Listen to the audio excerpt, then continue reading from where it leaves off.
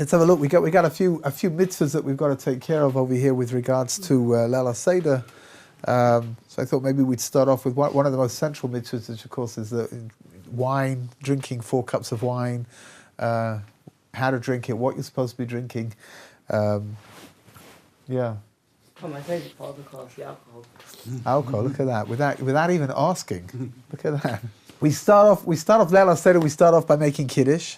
The Kiddush, first of all, you should just know in general, which is not specifically to do with the halachas and the mitzvahs of wine and Kiddush, but the Kiddush on Seder night is not a regular standard Kiddush, even though the text is the same, but rather it's an integral part of the Seder.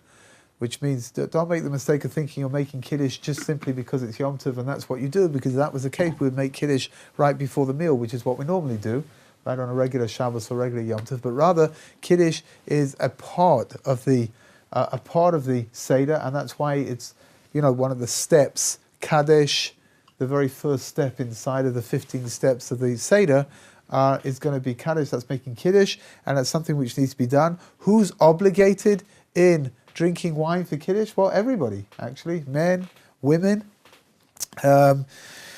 And you have to drink all 4 cups of the wine according to the order that they appear in inside of the Haggadah. So again, we have 1 cup of wine at the beginning, a 2nd cup of wine right before we start the process of the meal, which is a big gap in between the two.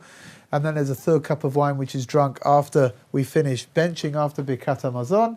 And then there's a 4th cup of wine, which is drunk a little bit after that. That's the final cup of wine that we drink on Leil Seder. Everybody needs to drink those 4 cups of wine. They should be drunk according to the order.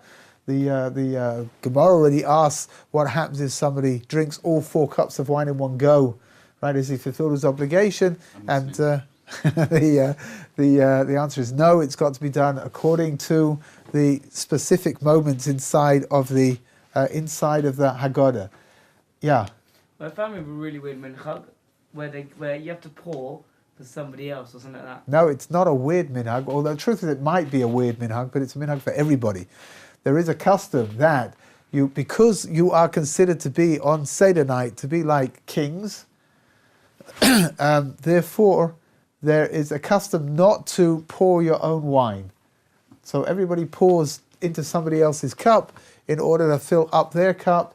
And that way, it's the kind of thing that when you're a king, you don't do these things by yourself. You've got people to do them for you. What about small children? Should they are they obligated in 4 cups of wine? They're not obligated. So once they've reached the age of chinuch, which is probably around 5 or 6, then they should be drinking cups of wine. Let's just define what a cup of wine is, just before we see all these people tussing. So I asked Rabbi the other day about this. Yeah. If you don't think that wine is the best thing for you, you can have grape juice. Grape juice, 100%. It is true that there are certain authorities who say that you should use wine on Leil Seder. However, some of the greatest authorities from our generation today are of the opinion that grape juice is 100% okay, which means that if you don't fancy the idea of drinking 4 cups of wine, and it is, again, it's an acquired taste, it really is. Pardon? If you're a Nazarite, then you're stuffed because you can't even have grape juice either.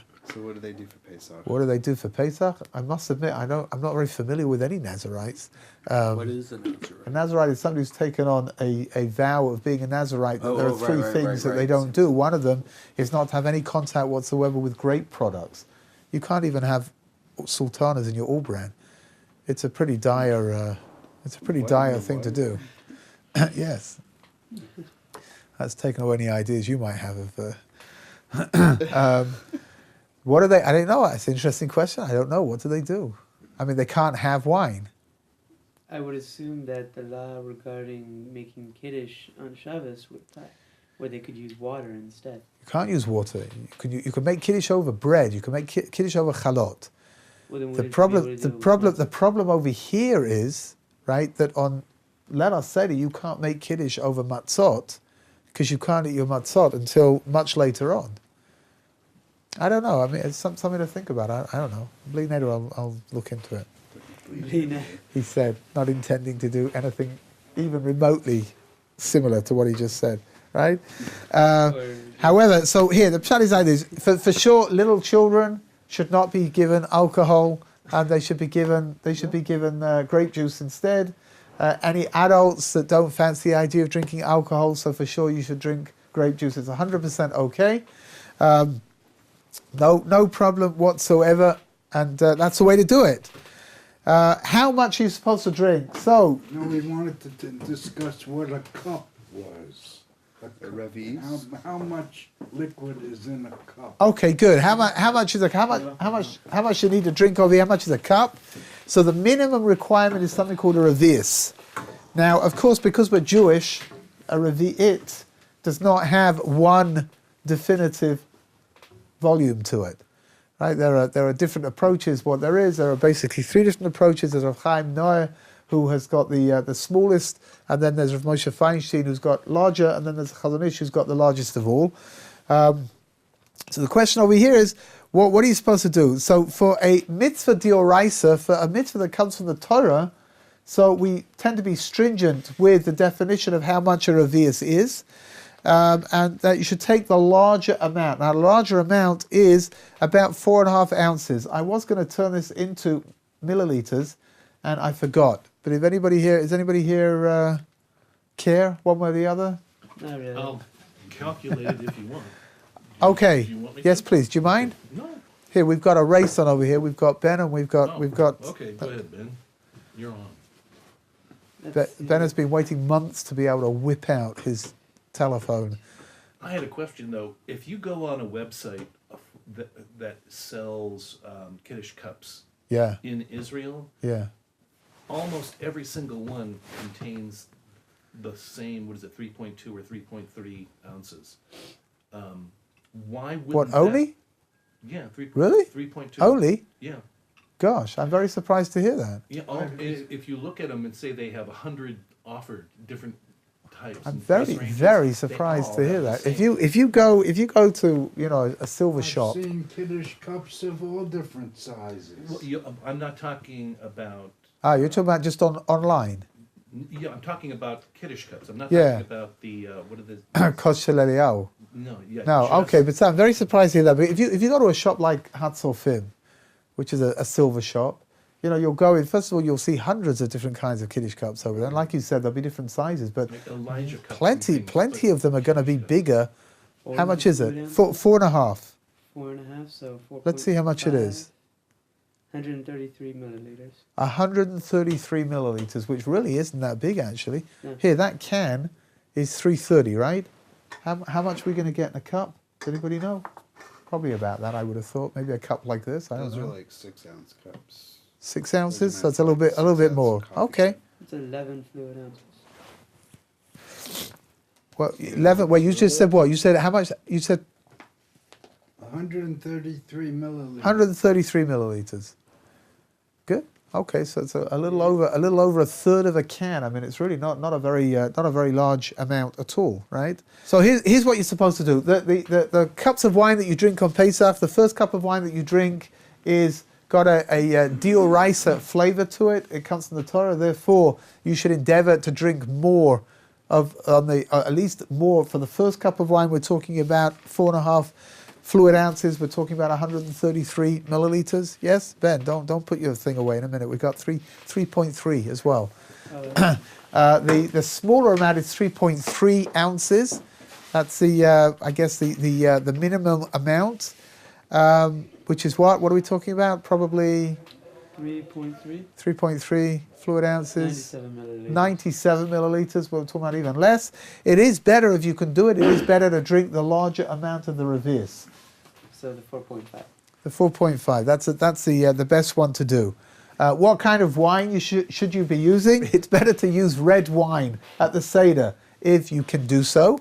Again, red wine has a very different taste to white wine. Some people find red wine to be too heavy. So we'll talk about what to do if you want to use white wine instead. We'll talk about it in a moment. But in the meantime, it's better to use red wine. If you can't drink wine and you're using grape juice, it's better to use red grape juice. And of course, if you can add a little bit of wine into the grape juice, just to have some wine in there, so that would be the best thing to do as well. Again, if you can't even drink a little bit of wine, grape juice is 100% okay. You really don't have to use wine at all. Why would there be Hava in it? Or would you think that grape juice? Might not be fine. Why? Because it's interesting. In the previous, I think the pshat is like this. In previous generations, I think grape juice was perhaps not as mahadrin as it is today. The grape juice that we get today is made 100. It's 100% grape juice. That's all. There's nothing else in there. And in Europe, they used to make the wine out of, it became like grape juice practically. Yeah. It was made out Yeah. of the grapes. Yeah. So I don't know. There really were days up until very recently that it's better to use wine on Leil HaSeder than to use grape juice. But I mentioned before you came in that Rabbi Weiss is of the opinion that grape juice is 100% okay for all ceremonial things. He said except for Pesach, except for Purim. I'm sorry. You can't really get drunk on grape juice unless you're a diabetic, but that's not really the same thing. So I think it ends up in a coma. a comma? Maybe it's just a semicolon, In a perhaps. coma, your colon won't be thanking you. Why is that? Because the red wine. Why is the custom to use red wine? Because the red wine represents the blood, right? Blood that was spilled. Jewish blood that was spilled during the persecution and the enslavement. Of course, it's interesting, there are certain communities that are very careful to use only white wine. We're Jewish, right? Why is that? Yeah. Could it be related to the accusations of blood Absolutely, the blood libels, right? The blood libels were something which were completely and absolutely inexplicable. It's clear that the blood libels was something you see that the Jewish hatred is something which transcends any kind of logic whatsoever. The idea that the Jews added blood to their matzah. Matzah is the only food that we eat. I mean, this is part of the I don't know if irony is the right word, but part of the irony is that matzah is the only food that we eat that has no additives in it whatsoever. It's just flour and water. You can't, if you put blood in your matzah, you can't use it on Pesach. So it's like it was a ridiculous, illogical claim that was made. It goes back an awful long way, right? We're going back almost 1,000 years with the blood libels. The last blood libel, if my memory serves me correct, the last blood libel was what was in the USSR back in 1978. We're not going back very far. The Protocols of Zion. Oh, the Protocols of Zion is that's going back to the times of Napoleon already. But the last blood libel, the real bona fide blood libel with a dead body and everything, was in the old USSR, the Russian Empire I think it was 1978. We're not going back very far at all. Yes, they accused them of using virgin children and taking their blood to make the matzahs. Yes, which is an embellishment, right? Some kind of astringency that has to be not just non-Jewish blood. It's got to be virgin. It's like olive oil. To make it like, worse. What happened in the 70s? There was a blood libel. Yeah, that was the most recent one of all.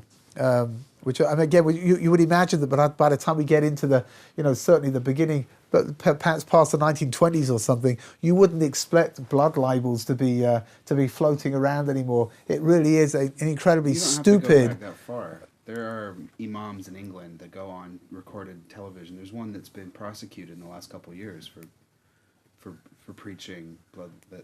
Oh yeah. Bible is true. Okay. It still goes I on mean, today. but this was a real one, with a dead body and everything.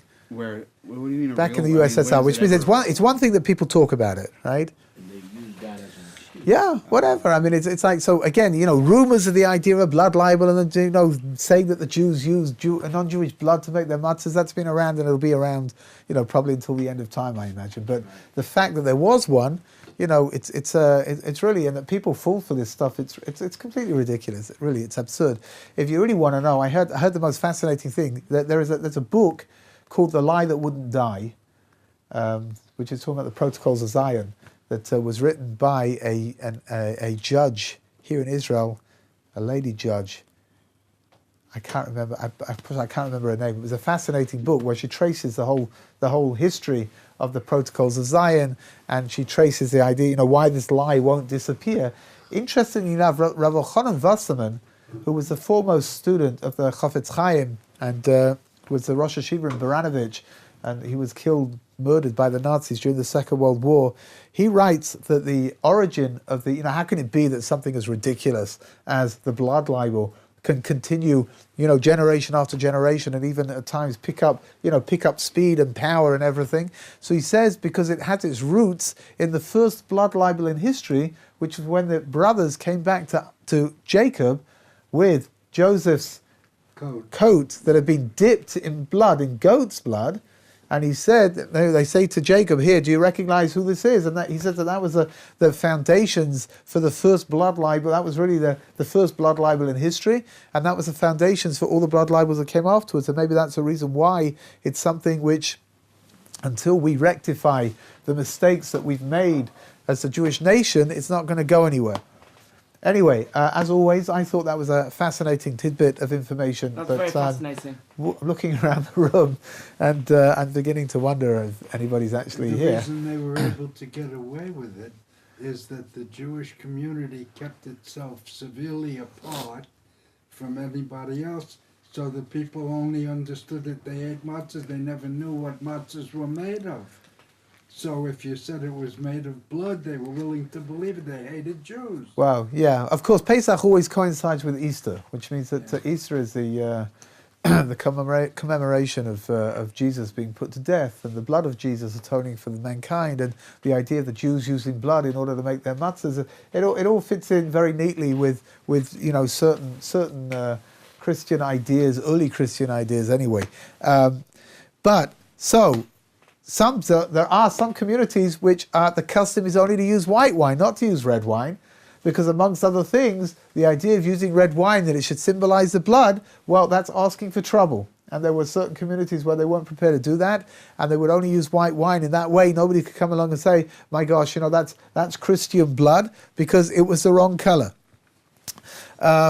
If you are like me, and that's a rather disturbing thought, actually. But if you like me, that's an even more disturbing thought. But if you are like me, I have a problem. I don't really care very much for alcohol. I don't like wine very much. So the best that I can do on Leil Seder is normally to make wine, to drink the 4 cups of wine using some kind of like sparkly, sweet, like a Moscato kind of thing. Pardon? Joyvin, it's a sparkly red wine. Oh. Like Moscato. Okay, but the problem is I don't really like red wine. It's a problem. So I'm not a white wine person. I'm not much of a white wine, but at least white wine is slightly better than red wine. So what do we do? I take Moscato, normally take something like Bartonura, and add, put some red grape juice into. You're telling me to? I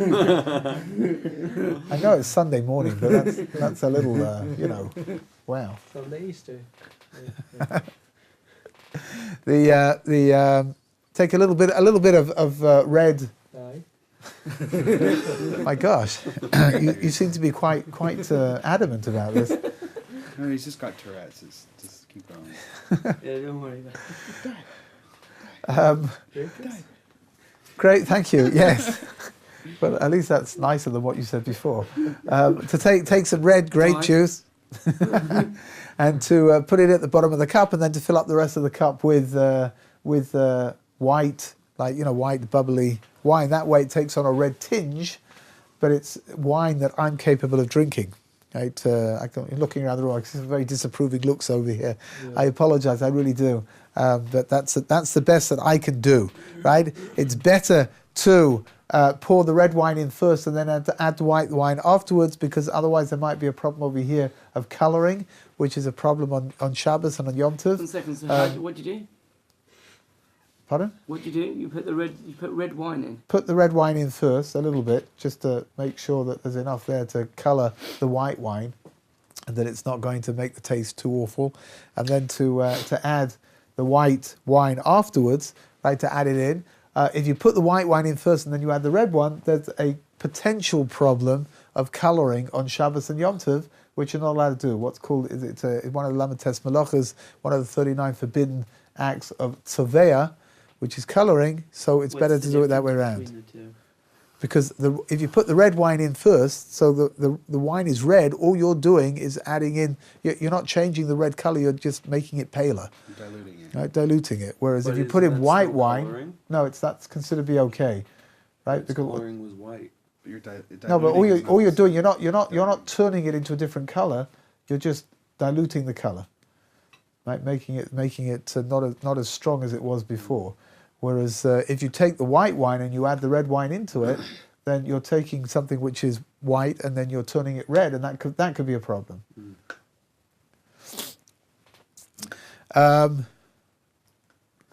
Okay, how much should you be drinking? You should be drink the majority of the cup. Right, that's the best way to do it. For all four of them, you should be drinking the majority of the cup. For those of you that have difficulty drinking wine, and if you're not going to drink grape juice, then just use a smaller cup and rely on the smaller, how much was it, 90?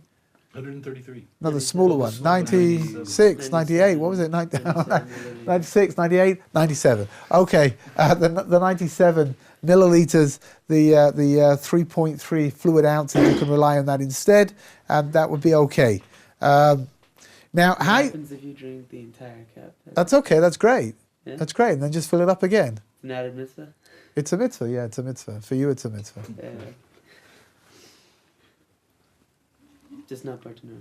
Not Bartanora and not Jack Daniels, and and not energy drinks either. It's What got to, happens if they're grape juice energy drinks? this is too complicated for me. I can't even begin to wrap my mind around the idea. I can't. Can you imagine what he would be like after drinking four cups of energy drink wine on Leila Seder? He's going to be swinging from the chandeliers. It's going to be... now you know why they only have fluorescent lights over here, not chandeliers, because otherwise he'd be out of control. Anyway, how are you supposed to drink your cups of wine? Yeah, you're supposed to drink your cups of wine leaning to the left-hand side. How much leaning?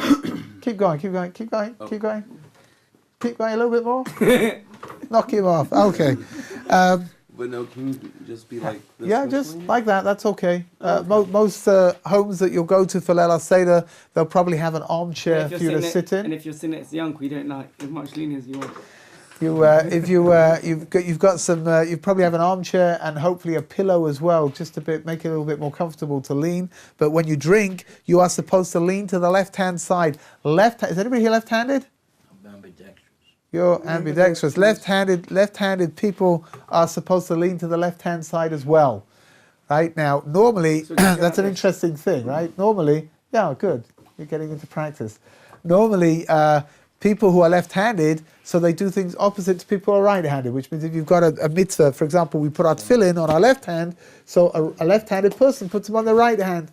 A right-handed person washes their right hand first when they come to make Anatilis Adayim. A left-handed person washes their left hand first. However, when it comes to drinking Bahaseba, which means to drink when you're leaning to one side, everybody leans to the left-hand side. Why is that?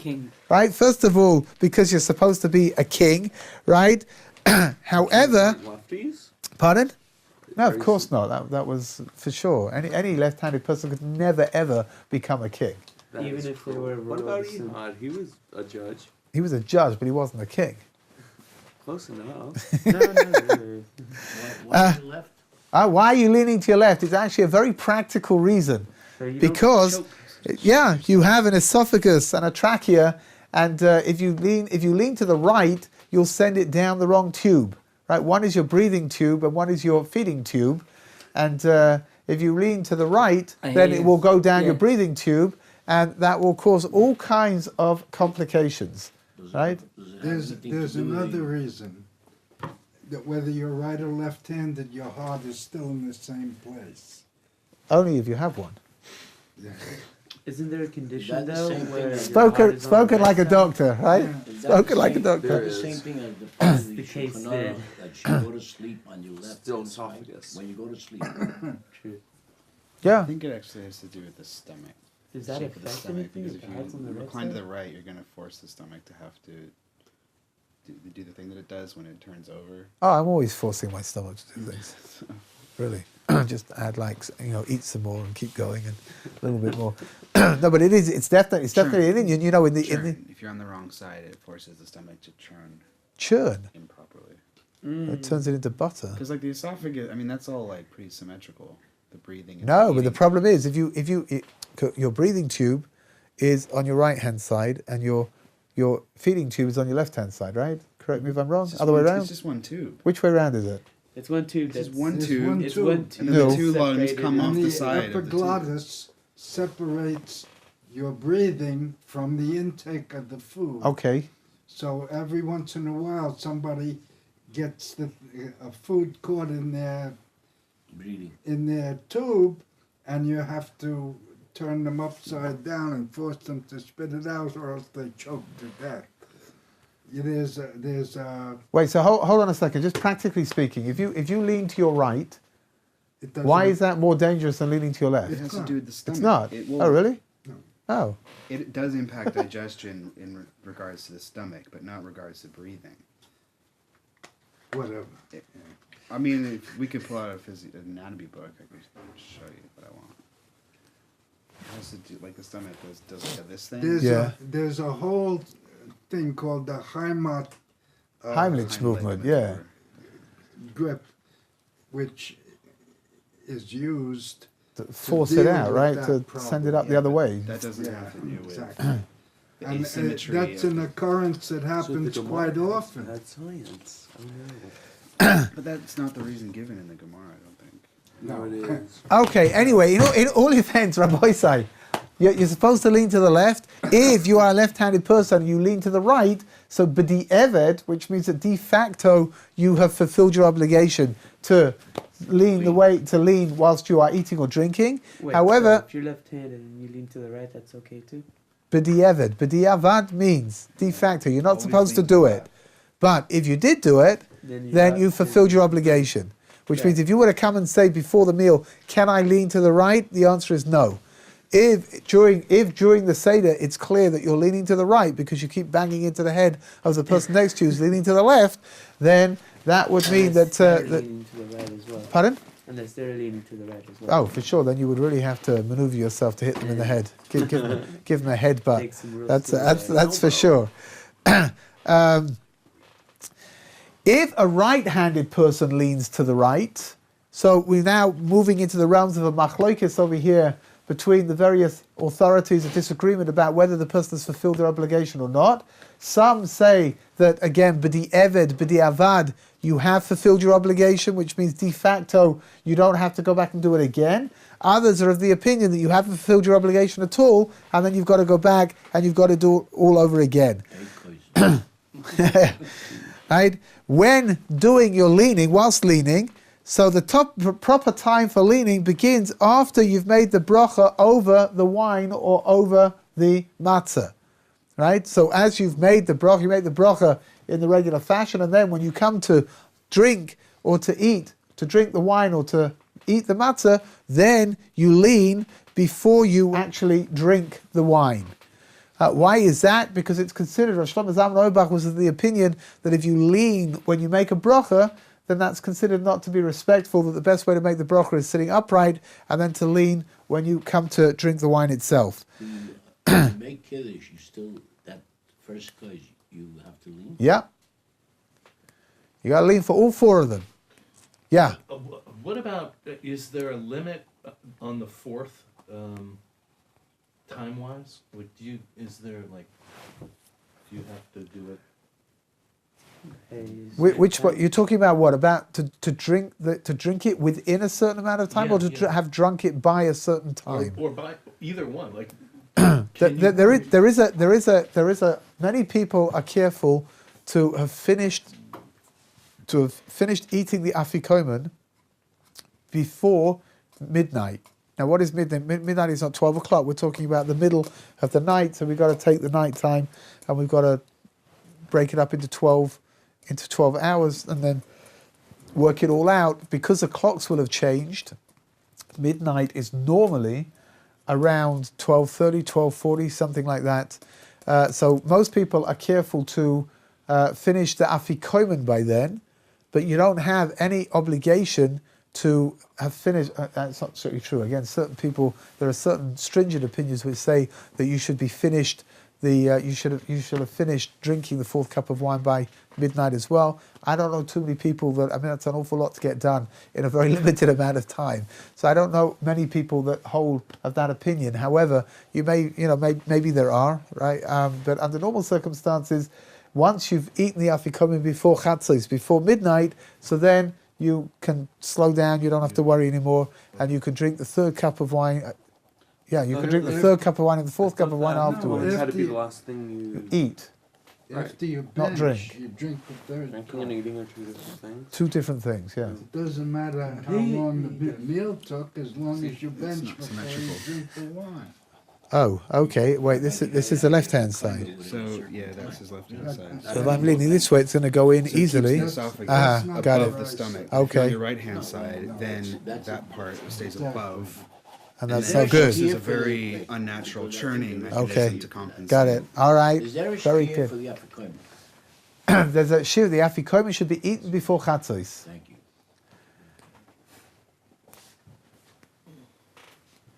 There are okay. You want me to confuse things a little bit? Yes, let's get so deep. There is a opinion of the Avnei Nezer, which means that it involves making a condition to do with the amount of matzah that you're going to eat at the beginning and at the end. I don't want to go into it right now because it's a little bit complicated, but some people make the condition of the Avnei Nezer, and that way they eat later after Chatzos as well. But for most people that I know anyway, it could be that I just mix in the wrong crowd, I don't know.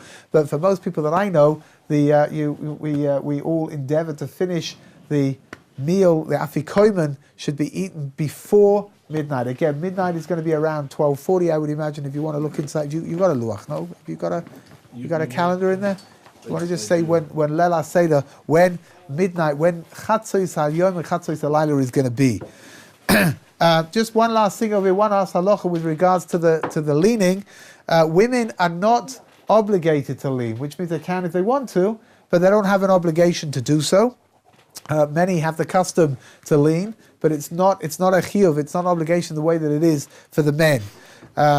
However, when they come to drink the arba koises, the 4 cups of wine, they should be sitting down. That's something which needs to be done sitting down. Eating the matzah needs to be done sitting down as well.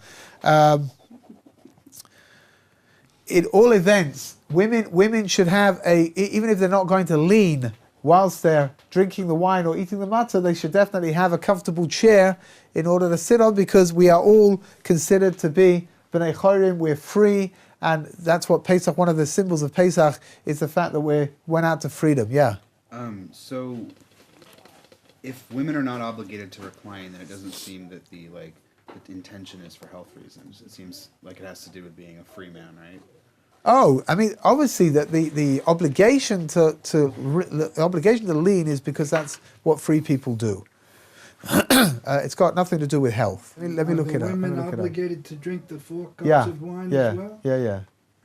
They have to drink the 4 cups of wine, and they have to eat the prerequisite amount of matzah and all of the things that are, even though they are time-bound positive mitzvahs. The reason for that is because without the women, we would never have got out of Egypt. Right? The Gemara says that b'schus noshim tzidkonios yotzu miMitzrayim, that we left Egypt because of the righteous women, and if it would have been up to us, we'd probably still be there. So that's it's also to do with the righteous women that we end up having a kosher Pesach house as well, because if it was left up to the men to do, it would probably never get cleaned. So whatever. So Seder night is what night again? Is it? It's going to be Friday night, Okay. not this Friday, next Friday. It should take chatzos, either chatzos yom or chatzos light. It doesn't make any difference if it's during the day or the night. It's always the same. AM and PM is the same? Yeah, 12:42. 12:42. There you go. Yeah, I told you. You're pretty good. 12:42 is going to be. It's interesting. Midday and midnight are always the same time, just obviously 12 hours apart, right? So 12:42 is midday in the day. It'll be 12:42 will be midnight as well. So the idea is to get the afikomen eaten by that time, right? By 12:42, no later than 12:42, which doesn't sound like such a big deal, but it is, because there's an awful lot to do. we'll come home. Of course, they've changed the clocks, which means that we'll come home from davening. It'll be, I don't know, let's say 8:30 or something, and there's a lot to get through before you are able. You've got to get through the whole of the Haggadah, the first part. You've got to get through eating the matzah and the morah and the korech and the suda and the afikomen, and all of that's got to be done by 12:42. And especially you want to add in all the tantalizing, beautiful tidbits of Torah knowledge that you want to throw in to keep your Seder, vibrant and live. So it's a lot to do, a lot to get done. This year, because it's Erev Shabbos, don't we start earlier, regular? Now, what's the name? Kiddush needs to be made at nightfall. It can't be made before nightfall. Even though it's Shabbos. Leila Seder. Okay. Only on Leila Seder. Okay, we're going to stop over here, Mitzvah Hashem. Whoa. I would have known you felt like this. I would have kept going. But